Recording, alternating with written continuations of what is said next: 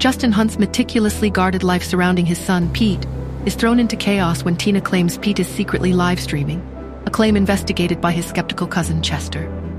Simultaneously, a terrified informant reveals multiple groups are plotting to kidnap Pete, and a mysterious female bodyguard is secretly thwarting them, sparking feelings of relief and hidden affection in Justin. Who are Pete's enemies and what are their motives? Why is Nora secretly protecting him, and what are her true feelings? Is Pete actually live-streaming, and if so, how? What will Chester's investigation and the new screening system uncover? Will Justin confront Nora, and how will he handle these escalating threats?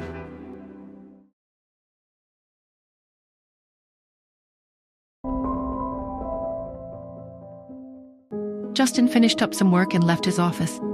It was too early to go home. Pete was at Chester's, but when Justin got in the car, he didn't instruct the chauffeur to head to the school to pick up Pete.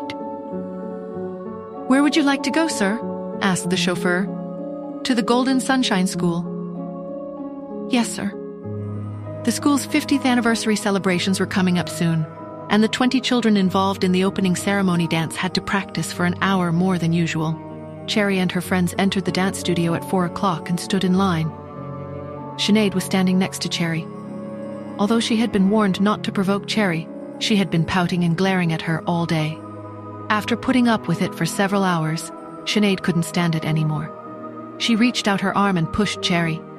Cherry stumbled backward a couple of steps. Looking at the other girl in surprise, she asked, "What are you doing, Sinead the dog?" Sinead yelled, "You're the dog, Cherry the dog. I'm not Sinead the dog." Mrs. Lowe walked in and heard Sinead crying.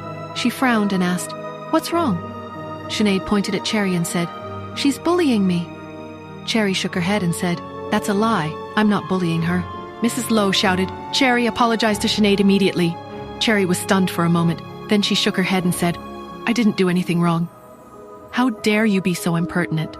Step out in the hallway with me." Whitney grabbed Cherry by the arm and dragged her out of the dance studio. She said fiercely, "Cherry Smith, I've already figured it all out. Mr. Hunt only has a son. He doesn't have any daughters." Cherry said imploringly, "My father really is Justin Hunt." The light in Cherry's eyes dimmed a little. Her father didn't know she was his daughter. How was she going to ask him to pick her up? Whitney sneered, "Surely it isn't because your father doesn't want you, right?" "I'm not lying!" Cherry clenched her fists and said fiercely, "My father really is Justin Hunt." Justin was sitting in his car a short distance away from the school gate. He stared straight at Cherry. He got out of the car and strode over.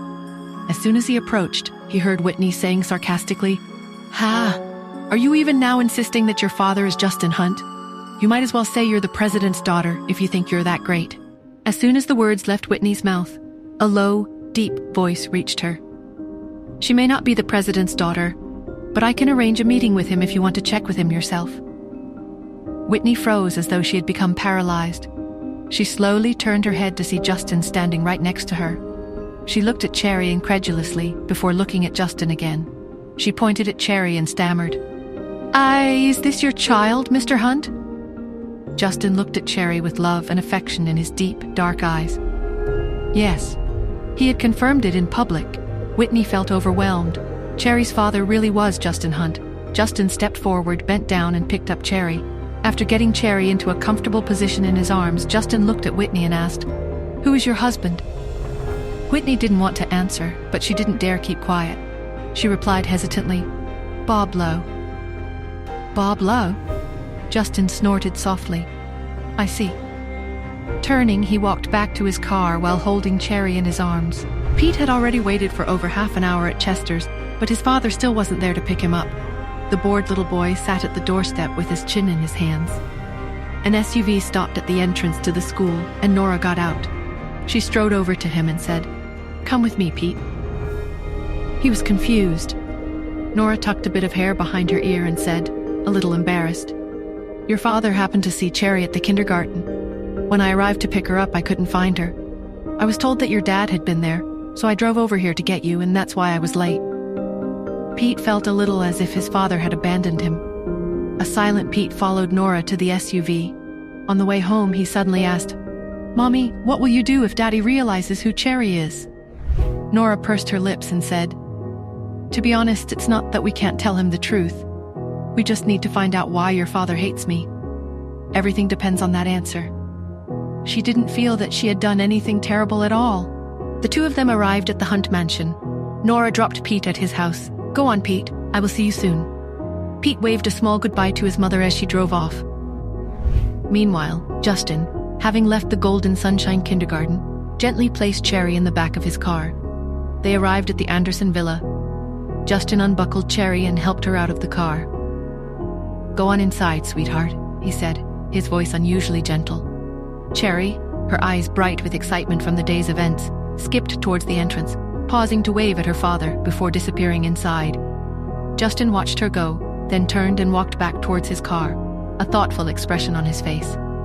As he reached for the car door, his phone rang. He pulled it out and saw the caller ID, Lawrence. A flicker of seriousness crossed his face. He answered, "Lawrence?" "Mr. Hunt." Lawrence's voice came through the line. "I found some more information about Miss Smith." Justin's grip tightened on the phone. He glanced back at the house, where Cherry was now safely inside. "Tell me," he said, his voice low and firm. What was Justin thinking? Fury? Disgust? Or was there a flicker of something else in his eyes when he looked at Cherry? I needed answers. A plan. Anything to navigate the storm that was about to break. And what about Lawrence, Justin's right-hand man? What does Lawrence know about me? That question, a chilling whisper in the back of my mind, added another layer of dread. What secrets has he uncovered? And how will Justin use them against me? What happens now? And how will I protect my children from the fallout of my own actions and the information Lawrence holds?